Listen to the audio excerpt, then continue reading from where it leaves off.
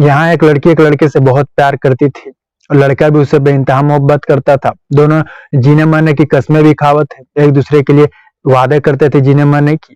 किसी कारणवश बाद में ये एक दूसरे से अलग हो गए। दोनों की शादी हो गई और शादी होने के बावजूद ये एक दूसरे से मिलते थे, समय बिताते थे।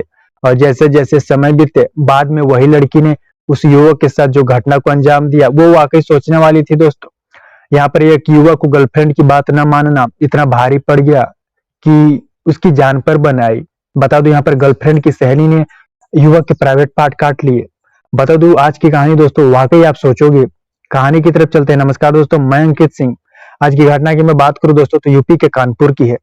लगभग रविवार 24 सितंबर 2023 को यह घटना को अंजाम दिया जाता है।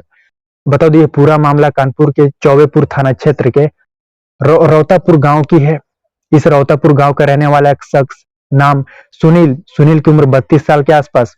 सुनील एक ऐसा शख्स है जिसकी एक बगल गांव की रहने वाली एक सीमा नाम की लड़की से लगभग 2 से 3 साल पहले से उसके प्रेम संबंध थे। ये एक दूसरे से प्यार करते थे। सीमा और सुनील दोनों एक दूसरे से प्यार करते थे।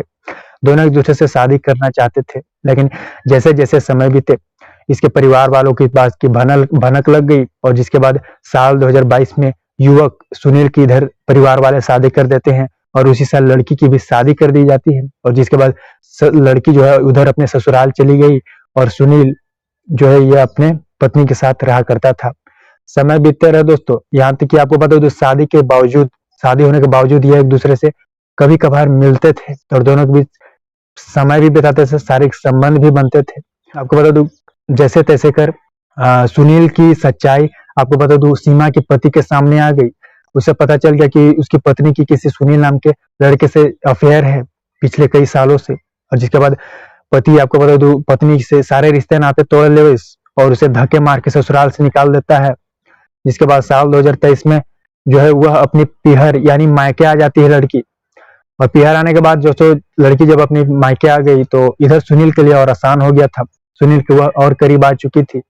ये एक दूसरे से और ज्यादातर मिलते थे, समय बिताते थे। आपको बता दूं यहाँ जानकारी के अनुसार बताया जाता है दोस्तों, मैं बात करता हूँ यहाँ 24 सितंबर रविवार के दिन की। हर दिन की तरह सुनील अपने प्रेमिका शादीशुदा गर्लफ्रेंड से मिलने गया था। आपको बता दो यहाँ उसकी गर्लफ्रेंड की सहेली भी उस वक्त घर पर ही मौजूद थी।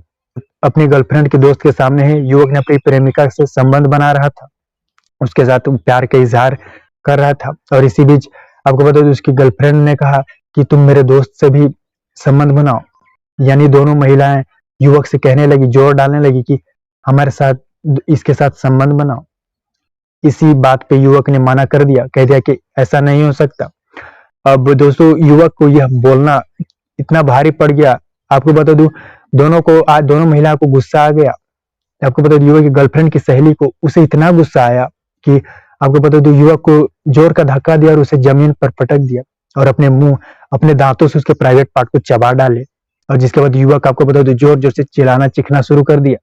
और युवक की इस चीख पुकार से आसपास के लोग इकट्ठा हो जाते हैं। आसपास के लोगों की भीड़ लग जाती है उसके घर के बाहर। युवक की हालत गंभीर हो चुकी थी दोस्तों, उसके शरीर से ब्लड आ रहे थे। जिसके बाद युवक ने अपनी धर्म पत्नी यानी घरवाली को फोन किया और इस घटना की जानकारी दी। और उसकी पत्नी ने आपको बता दो डायल 112 में सूचना दिया, इस घटना की जानकारी दी। और जिसके बाद पुलिस मौके पर पहुंची और युवक को वैसे हालत में जिसके बाद आपको बता दो कानपुर के लाला लाजपत राय अस्पताल में एडमिट कराया जाता है और जहां युवक का इलाज चला। गांव के लोग जब वहां इकट्ठा हुए और यह दृश्य देखा तो वे सोचने पर मजबूर थे दोस्तों। हर कोई सोचने पर मजबूर था।